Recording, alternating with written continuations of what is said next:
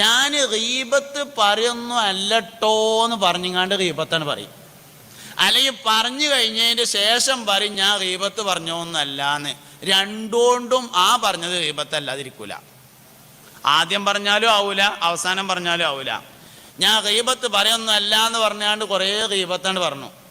അല്ലെങ്കിൽ ഗീബത്തൊക്കെ പറഞ്ഞു കഴിഞ്ഞതിന് ശേഷം അവസാനം പറഞ്ഞു ഞാൻ ഗീബത്ത് പറഞ്ഞതല്ല. രണ്ടുകൊണ്ടും ആ പറഞ്ഞത് ഗീബത്തല്ലാതാവൂല. ഗീബത്ത് പറയുക എന്നത് ഗൗരവം നഷ്ടപ്പെട്ട ഒരു കാര്യം. ഒരു മനുഷ്യൻ നന്നാവണമെങ്കിൽ ആദ്യം ചിന്തകൾ മാറണം. ചിന്ത മാറുമ്പോൾ സ്വഭാവം മാറും. സ്വഭാവം മാറുമ്പോൾ അവൻ്റെ പ്രവർത്തനങ്ങൾ മാറും. പ്രവർത്തനം മാറിയാൽ മനുഷ്യൻ മാറും.